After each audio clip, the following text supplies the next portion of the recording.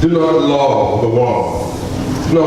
Not the world. But those who love the world are going to perish with the world. So that's why we have to sound this note of warning and encouragement and advice that we have to be decisive in life. You have to make up your mind whether to take a cross to follow, or to stay in the middle, or not to follow at all. But I will rather encourage us to take our cross and what? And follow. Because blessed is the end of following Jesus. The Bible says those who follow Christ will not be disappointed. Praise the Lord. They will not what? Be disappointed. Now we're going to read from 1 John chapter 2, verse 15 to 17. 1 John chapter 2, verse 15 to 17. We can we read it together? Do not love the world or the things in the world.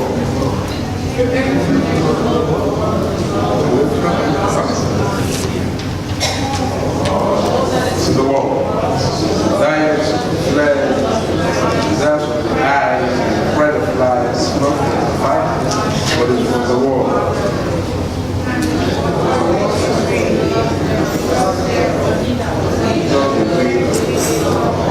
Lives forever.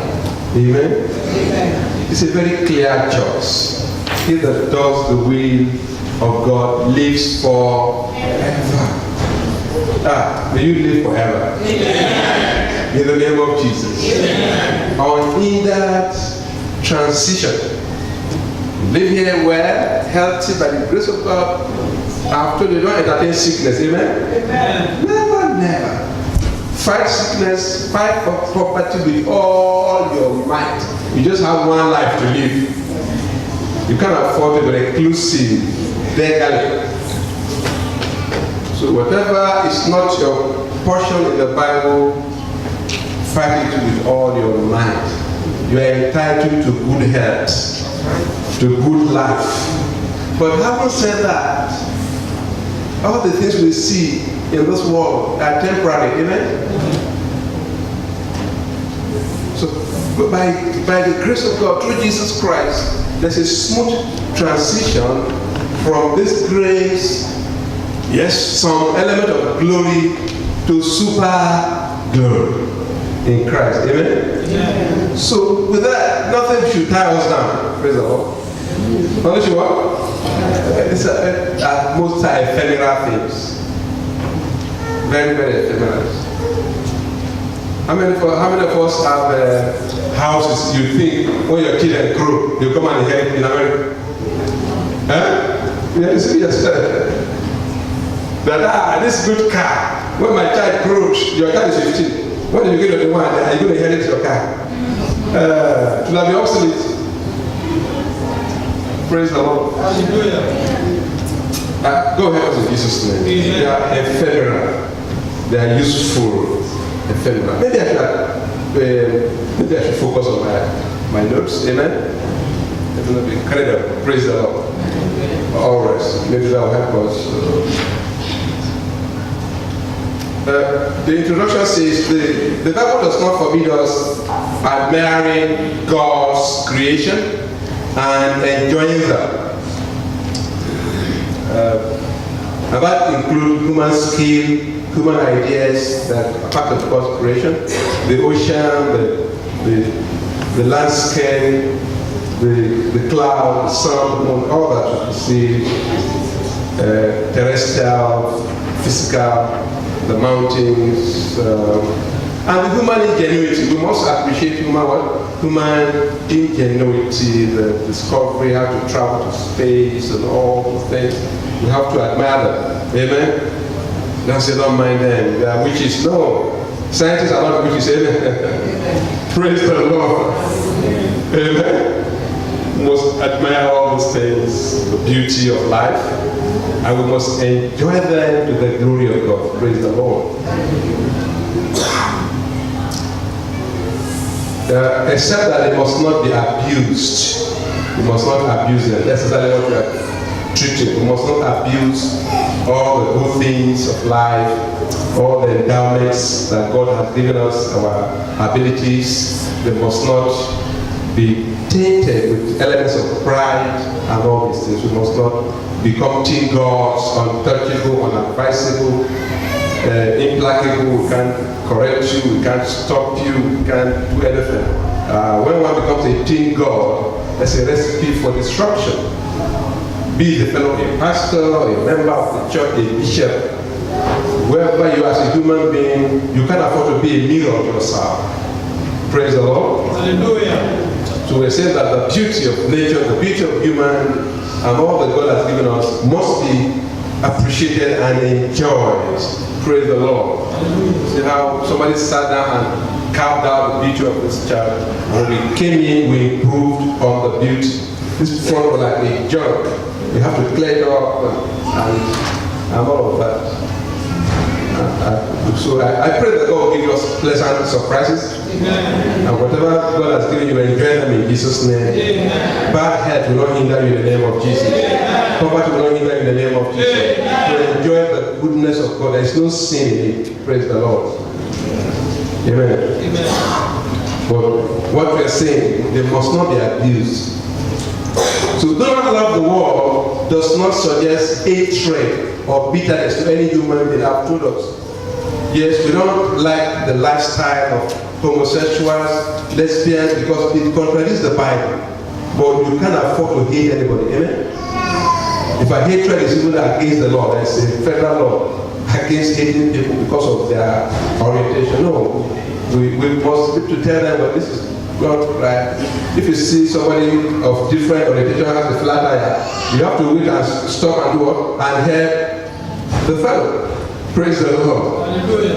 Amen. Except that there has to be a demarcation. We must not do things that will say, well, we are also imbibing the ideas and all of that. There will be clarity of purpose.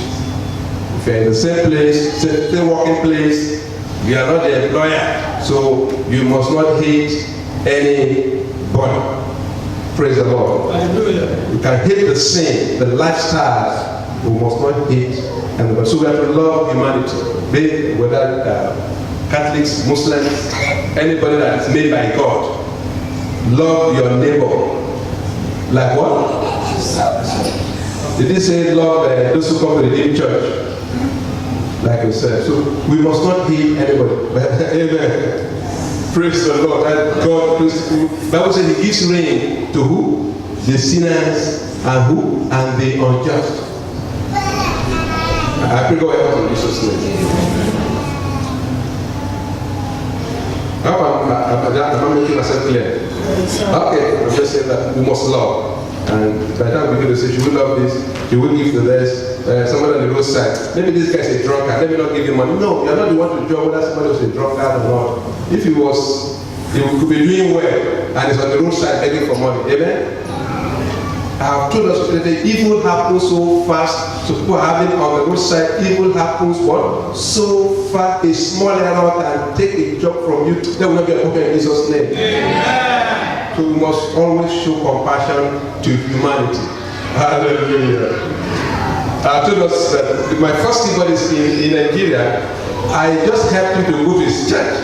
I was driving, I saw everybody on the roadside. Hey, you guys, where are you going? And someone said, okay, let me drop. I was going to preach, let me drop you. Then I said, what do you do? I'm a keyboardist. Can you play for the church? That's how I got my first what? Keyboardist. Out of love for humanity. Hallelujah. I pray that no root of bitterness will grow in you. Amen. Amen. Praise the Lord. Hallelujah. I also said, if you we are not. Do not love the world, gives no permit for hatred or bitterness. We have said that. But to love our neighbor. What does it mean that we are not to love or we shouldn't love the world? What is the meaning of that? Well, I can't define that too much, and I was not dictionary references I can give, so I just give my own. I just give my own version. of what it means not to love the world. Praise the Lord. I hope you are following this small. Yes. If you don't follow the pastor, can you rewind? Come on. I hope we have that time. Praise the Lord. Amen. Be like I say, I hope you are following this small. What it means that the world in this context of what we read in 1 John 2, in that context, it will mean the ungodliness. The world will mean what? The ungodliness orchestrated by the prince of this world, Satan, to cause you and I to be enchanted, that is, to be married, as it were, and consumed by worldly affairs. Amen? The system consume your mind and your attention. That's God says we shouldn't do that. Do not love the world.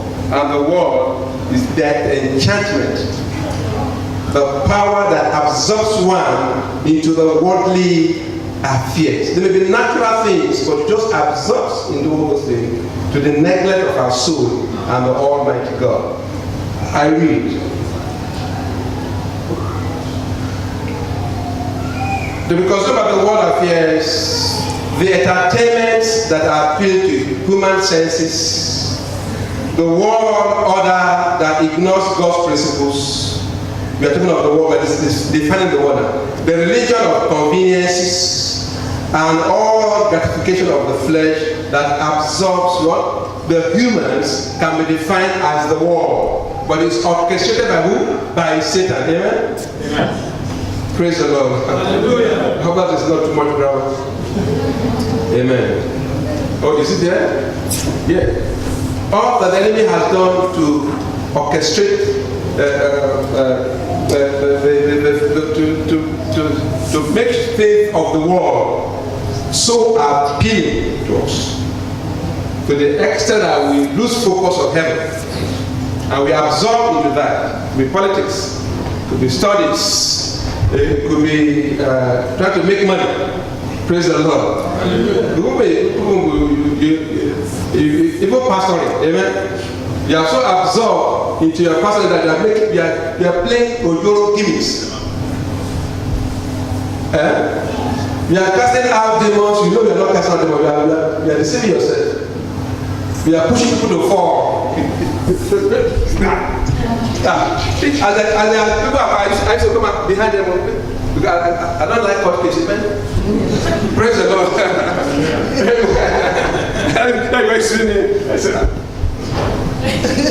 Amen. Praise the Lord. I pray that we will not become deceivers. In the name of Jesus. Because we want to act, we want to perform, we want to show. These are the elements of the world. Satan is a deceiver and will not deceive us in Jesus. All that tantalizes, all the motion, all the cinematography, all the acts, the scheme of politics, deception. Praise the Lord. All the level of corruption, you don't post with them very fast. These are the world. God said we shouldn't be absorbed by them. And I pray God help us in Jesus' name. Amen. Praise the Lord, somebody. Well, I try to define what the world is. Number one, we shouldn't be absorbed by this world.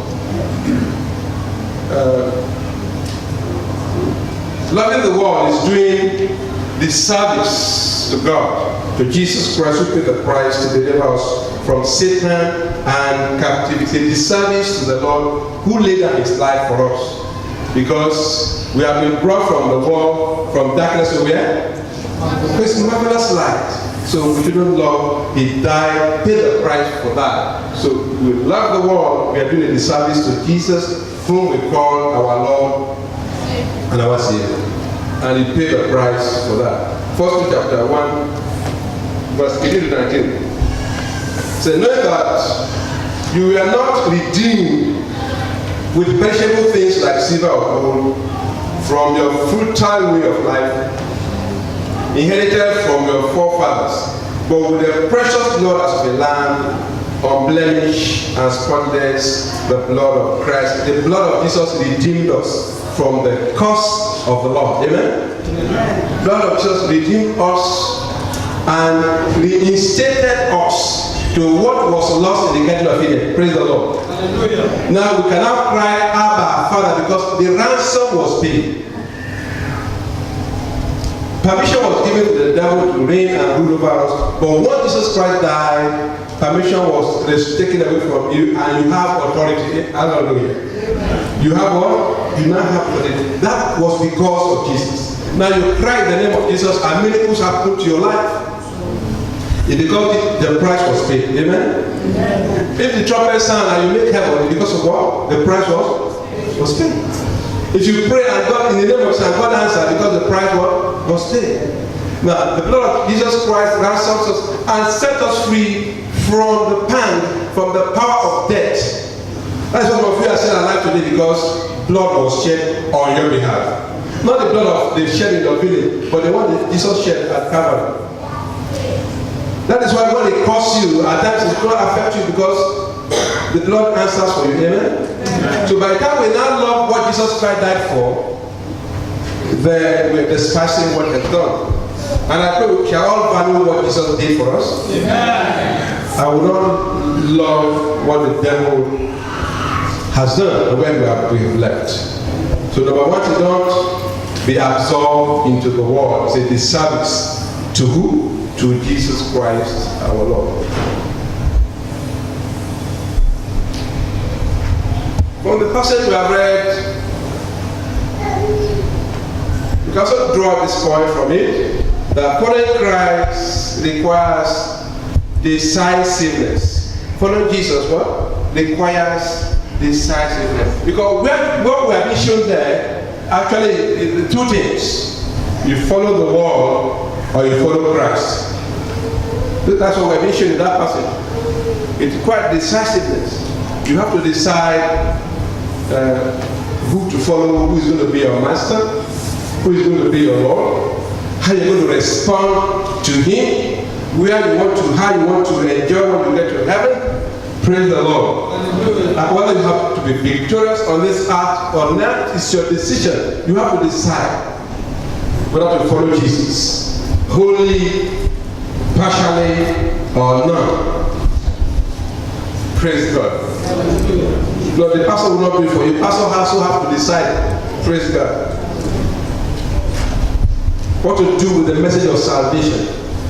What to do with the message of holiness. With the message of preaching the gospel. Of being a blessing to others. You and I will have to make up our mind. Whether we are to respond 100%, 75, or even 20. Amen? Or no. It's a personal decision. And you remember, whatever a man sows, shall it. Praise the Lord. Hallelujah. Following Christ requires what? Decisiveness. You have to decide. In Matthew 16, 24, 25, Jesus Christ said there, if you want to follow me, do what? Take up your cross and what? Take what? Your cross.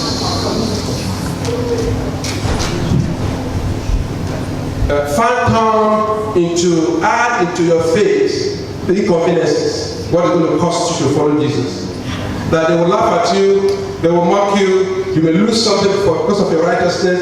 You have to add that into your faith. Praise the Lord. Take your cross and what? And follow Jesus. That if you are going to live righteous in this planet Earth and this sinful world, then they're going to mock you, they're going to laugh at you, and all that has to be factored into your faith. Hallelujah. And I pray God help us in Jesus' name. Amen. Take your cross and follow. We have to be decisive. Hallelujah.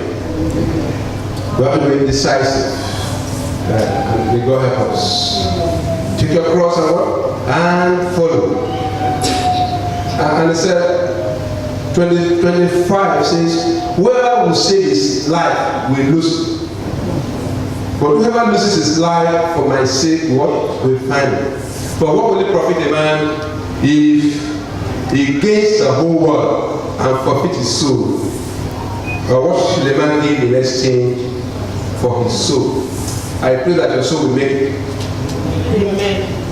into eternity in Jesus' name. Amen. Following Jesus requires decisiveness. You have to make up your mind what you want to do with Jesus. Following truth, take your cross, deny yourself, and all of that. Or remain in the flesh, follow the principles of this world, and go to hell. That will not be a problem in Jesus' name. Amen. You have to make up your mind. And I hope somebody is making up his mind right now. Because I have been at the periphery, but I want to be in the center. Hallelujah. Of loving God, loving Jesus, because life is so small, so short, as if we were yesterday. I still remember when I was riding a bicycle in the village and I was falling. You know when you just take a bicycle, we are riding in the village. Some of you don't know what the village looks like. It's dusty and stony. Just when the owner of the bicycle just carry the bicycle and you are riding. You have not learned it. I still remember this. Life is so flimsy, so short, full of all kind of evil. For those who follow Jesus, they are going to endure. Those who follow Christ are going to what? They have a story to say like Paul. I have fought what? I have run the race. I've done it. Let it be on record that, including the young people in this church, let it be on record that as you are getting older, you're happy that you serve God. Amen? I'm happy that I serve God. Amen. When I was younger, praise the Lord. Hallelujah. In fact, it's an investment for your old age. You want to have good health, serve God when you are young. Praise the Lord. Nothing is done in vain. I was calling Pastor John to remember how we did the work of God selflessly. When we go to play music, we don't ask for money. They just give us whatever they like. If I want to give us rice, because some rice have no taste. Praise the Lord. Amen. Praise the we serve God selflessly. And today we thank God. God has, He's a great rewarder. He's a faithful God. Amen. Praise the Lord. He's what? A faithful God. And I pray He will reward us for our faithful service. If you're serving God faithfully and things are not happening, just wait.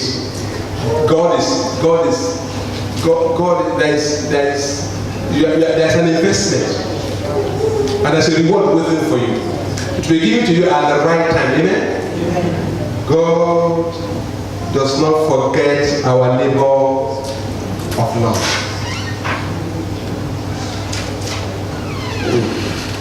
All right. In Matthew chapter 6 verse 24, the Bible tells us that no man can serve how many? Two masters. You have to decide. You have to be decisive whether to serve Jesus very well or to serve the world or to remain in sin.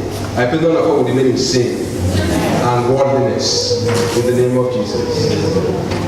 No man can serve two masters. So you have to deny one for another. In 1 Peter chapter 4 verse 3 to 5, the Bible says that the time past is enough for us to live in the worldliness. The time past is enough for us to live what? In worldliness. Now we are new creatures. All things what?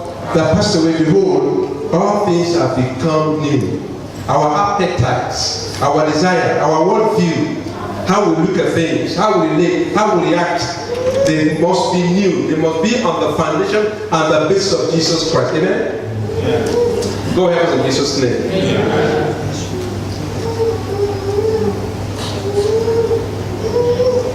I want to cover as much ground as possible. So 1 Corinthians 5 verse 15 says, 5:15, 2 Corinthians 5 verse 15 says, and that they died for all, that those who live should not henceforth live unto themselves, but unto him who died for them and rose again. And I pray we shall begin to live for Christ in the name of Jesus. Amen. As you live for him, I can assure you, you will not fail. Amen.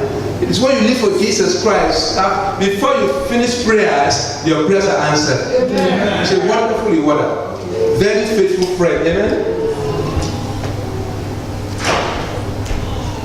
You see, it's like that. We have tasted these things and we know God is good. Yes.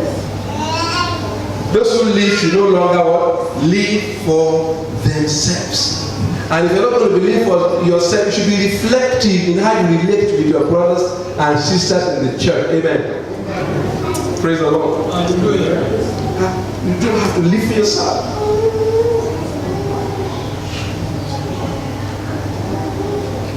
Those in the world, they live for themselves. Once it's business, they don't consider you at all. They just consider their own profit. If they employ you, they want to make you before they pay you. So you go and use the money they give you to treat your sickness. When I came here, I got to, you don't see that. So they don't see that in America when they are walking. Praise the Lord. For 8 hours you are standing.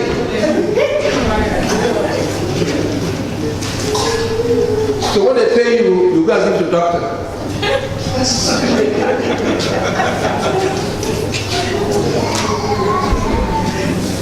Praise the Lord.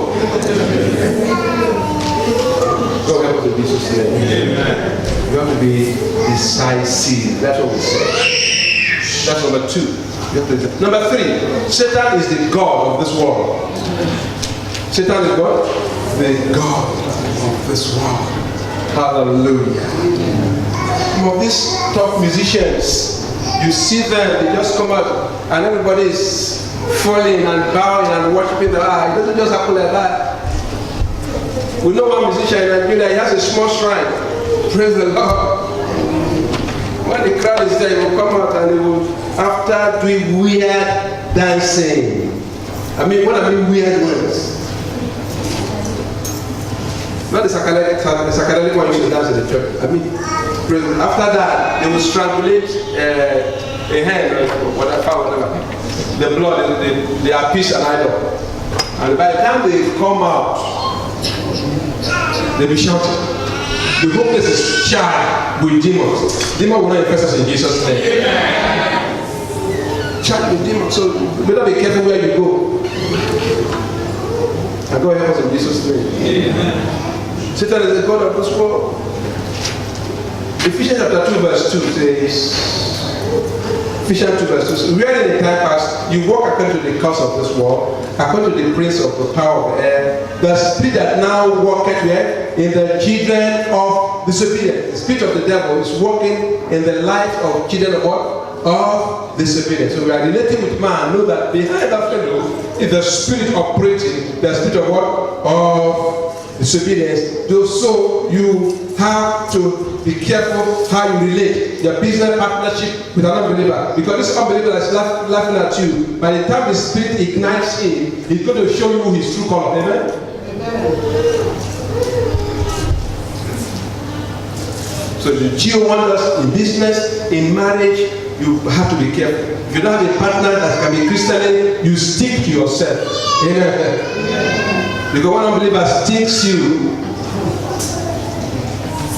you'll be sorry. Because the power operating behind the unbeliever is what? The power of the devil. And he has come to steal, to kill, and what?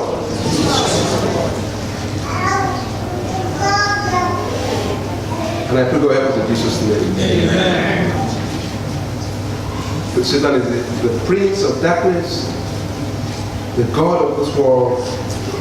His preoccupation is to destroy human beings, the humanity, especially the believers.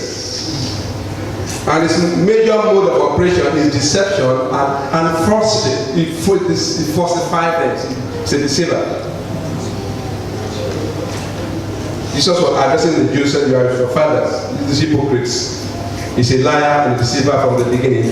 And the will of your father you will do. If you are a liar in this church, your father is the devil. So better repent. Amen. Praise the Lord. I'm talking of chronic liar, not the one who made a mistake. The one who lied. I know that I heard what? The kingdom of God. Genesis chapter 3, he deceived Adam and Eve to eat the fruit they supposed to eat. He told them that they are going to be like who? Like God. But by the time Satan finished with them, they were less than animals because they were driven out of the garden. But animals were left there, but they were driven out of the garden.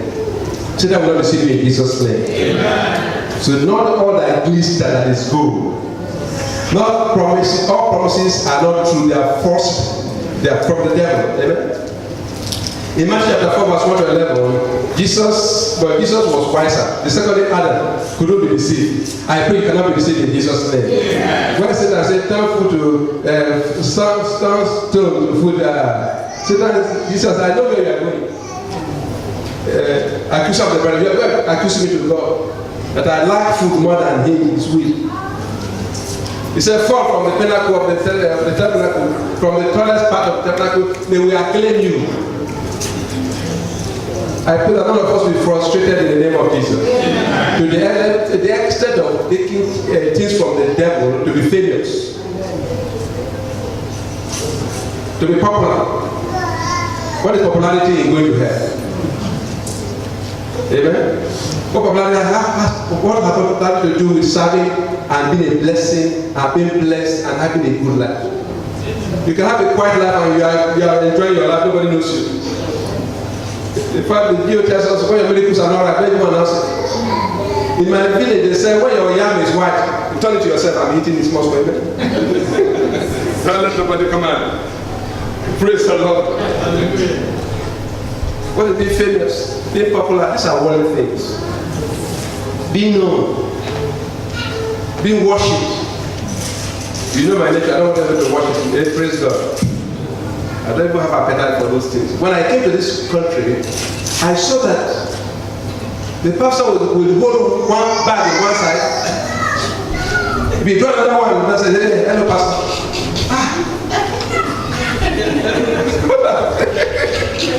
Don't have mercy. Hey, in Nigeria, if you want a people, they come and take it from you. Praise the Lord. But I enjoy it because I don't have appetite for pride. Amen. So I like it. I said this is a leveler. I like this place. Amen. Praise the leveler. Amen. I don't have appetite for those things. You better say Shekuri. I wanted to see me. These are worldly ideas. Let them see I'm the one doing it. God will help us in Jesus' name. So it's a deceiver. He deceived Adam and Eve. He took away their treasure. He took away their identity. He took away their inheritance. He dragged them into slavery. We will not be doing slavery in Jesus' name. But Satan is enticing and deceiving us. He wants to be master of our lives. Because if we don't give him room, he will not come in. So when godliness is coming in, pride of life, sinful movies that this we watch, immoral things are coming. Just know that Satan wants to have what? Have an inroad. I pray that our destiny will not be truncated. Amen. Like that of Adam and Eve. Amen? Amen. They left their abode and they inherited curse.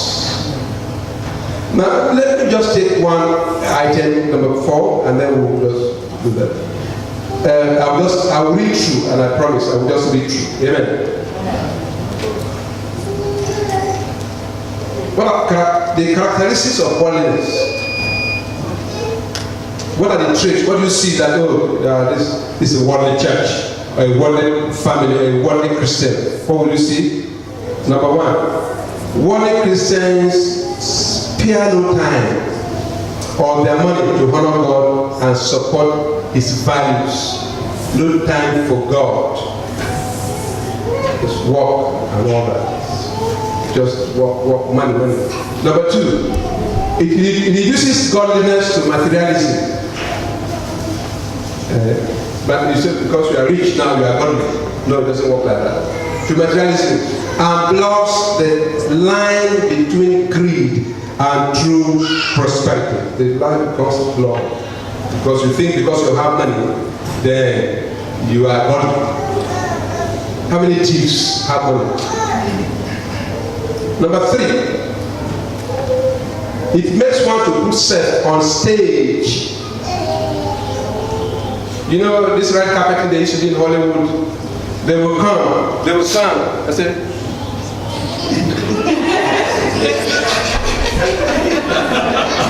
praise the Lord. Amen. I said, look at them. Look at them. Praise the Lord. They can't sleep in the night. Look at them.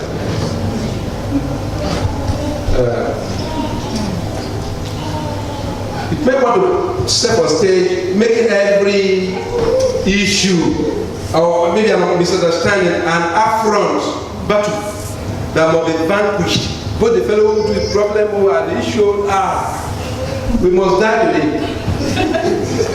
Because self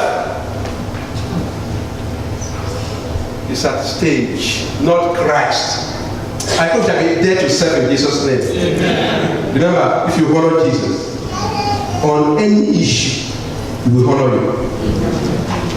Praise the Lord. Hallelujah. If you honor Jesus, look, we have tasted this and we have seen the results. You don't serve God. You don't do things in the name of Jesus and you do them in vain. If they slap you on one side and you smile, you will live long. Praise the Lord. You have no beauty and glory of God. Hallelujah. You let God fight your battle, but you don't become everything is an affront. It's a battle line. They call your name badly. What is the name that this fellow is from? Maybe is that yes? He cannot pronounce your name very well. So why should we fight and kill ourselves because of the wrong pronunciation? Yeah? Does it make sense? If you call me Dele Odala, did you change me? Praise the Lord. Before we prone to be proud to one another, but when you get to the place of God, they call you kind of name, they spoil your name. Why don't you go and slap them there? Praise the Lord. Amen? No, when I came to this country, I was, of course, we just started now. I'm not saying I have to work before I like bicycle to work. Praise the Lord. Small, like my daughter's age, will call me in there, come here. Praise the Lord. When you are small, you are what? You are small, no pride. They call you whatever they call you, yes sir. But what are they give you your money? Praise the Lord. Amen. No weapon in Jesus' name. We have to end somewhere. Self on stage. I pray that Christ will be on stage in your life.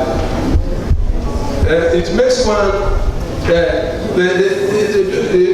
worldly people spawn clear biblical worldview and favor humanistic views of principled living. But people have principled living. Somebody, if I have some people you come for a meeting, say, this is an issue in the church, let's come and discuss the fact that the thing have no head, no tail. You're supposed to support you to encourage righteousness. They will encourage it, all kind of things. Praise the Lord. You'll be disappointed, amen? We must support righteousness.